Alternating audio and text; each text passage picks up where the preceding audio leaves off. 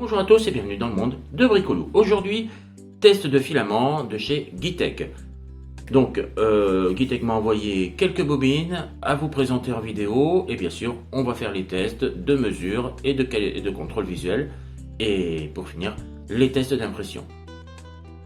Mais avant, on n'oublie pas de s'abonner à la chaîne, d'activer la petite cloche pour recevoir les notifications de mes prochaines vidéos et mon petit pouce bleu qui me fait toujours plaisir. J'allais oublier, dans la description, il y a un lien d'affiliation. Vous pouvez toujours cliquer dessus si vous êtes intéressé. Et on voit ça tout de suite, après le générique.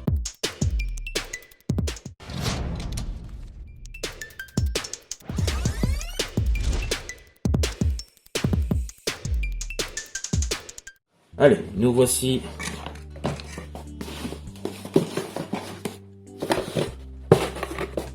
Nous voici sur les cartons de chez Guitech. Donc, je commence pas par celui-ci, tout simplement parce que c'est le filament qui est en test actuellement sur l'imprimante, auquel on a déjà un résultat de travail.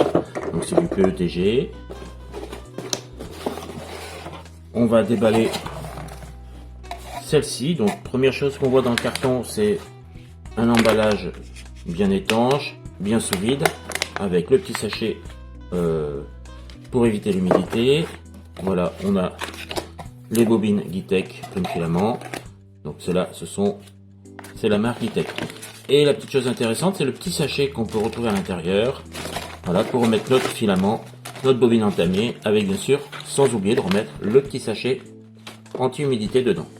Allez, maintenant on va ouvrir et on va aller vérifier les dimensions et la qualité de ce filament en visuel. Petite ouverture, je vous conseille toujours de l'ouvrir sur la partie haute, tout simplement pour pouvoir réutiliser le sachet si vous avez besoin. Ça peut toujours servir.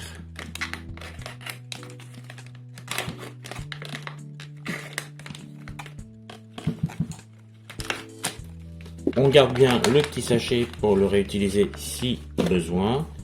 Et nous voici sur la bobine. Donc il a une forte odeur comme de la colle. Bon, on est bien sur du PLA.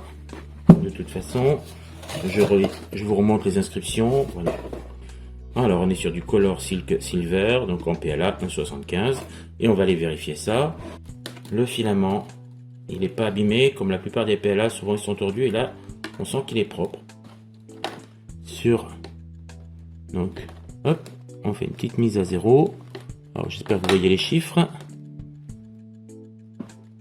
Alors là je suis à 1,71. 1,71. Ok, on va mesurer un petit peu plus loin dans le filament. En tout cas, elle a l'air assez souple, pas cassant, donc on sent qu'il est neuf. On va le mesurer.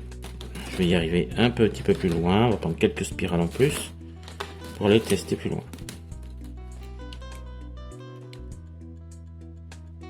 À 1,72. On va refaire une remise à zéro. Voilà. Hop, quelques spirales en plus. 1,70, 1,69 si je serre un peu trop. Alors pas trop serré. Voilà, 1,71, 1,72. Bon, ben, on est assez régulier. 1,72, 1,71, 1,72. Bon, pour du 1,75, on est un petit peu en dessous. Donc il y aura peut-être un petit réglage, mais en tout cas la qualité visuelle elle est bonne. Comme vous pouvez voir, l'alignement des fils c'est parfait, c'est exactement ce qu'il faut, pas de fils qui se chevauchent. Bon là c'est moi simplement, mais sinon voilà, la couleur est quand même vachement intéressante. Je vais vous montrer un résultat du PETG qui est en cours de fabrication. Donc ici on n'est pas trop mal en couche en 0,2.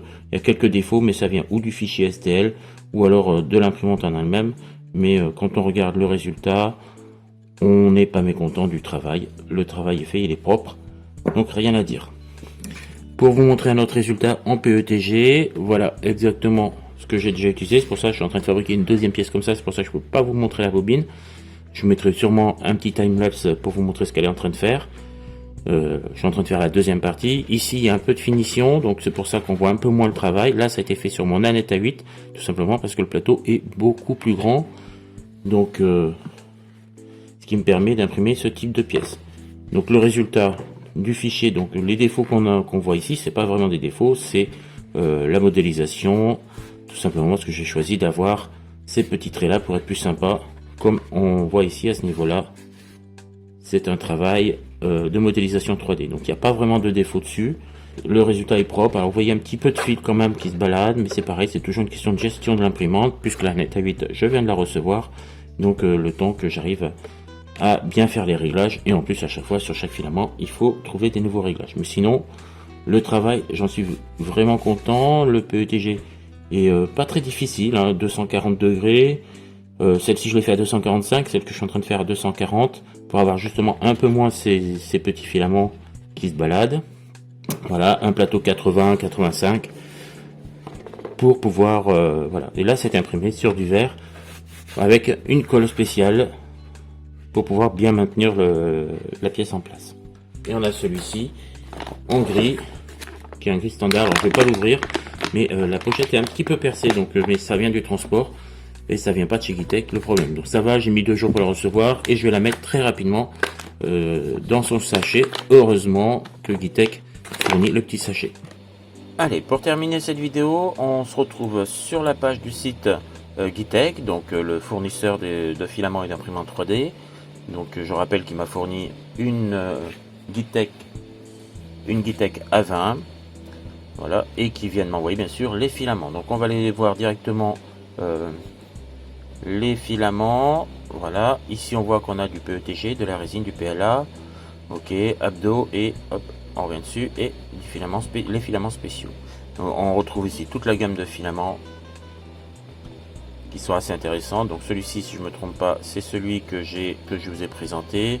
Actuellement il a 26% d'économie dessus, donc 19,90. Je trouve que c'est assez intéressant. Je trouve que c'est pas mal, c'est un prix, bon prix moyen. La qualité, en tout cas, on a vu dans la vidéo, le filament, bon, au lieu de 1,75 c'est 1,71, 1,72, mais comme il est régulier, on peut facilement trouver un paramétrage. On voit les résines, les prix des résines au passage, voilà. On remonte en haut, on remonte, filament imprimante 3D, le PETG noir, donc c'est celui-ci que je suis en train d'utiliser, il est à 26,90, donc ça reste un prix, on va dire un prix onéreux. Pour la qualité, je ne me plains pas pour le moment, donc c'est à voir dans le temps. Et les autres filaments, le PLA, donc moi celui que j'ai c'est celui-ci, celui qui a 15% de remise à 22,90. Bon, ça a l'air d'un prix correct. Et voilà, cette vidéo arrive à sa fin. Comme vous avez pu voir, rien de compliqué. Pour le test de ce filament, voilà le résultat sur une grosse pièce par exemple que j'ai imprimée en PETG. Là j'ai rajouté bien sûr une petite couche de lissage par dessus pour avoir un résultat plus sympa, mais sinon sans rien mettre dessus c'était déjà pas trop mal. Voilà pour cette vidéo. Je rappelle que j'ai mis un lien dans la description si vous voulez acheter ce type de filament, et je vous dis à une prochaine vidéo. Salut, ciao ciao.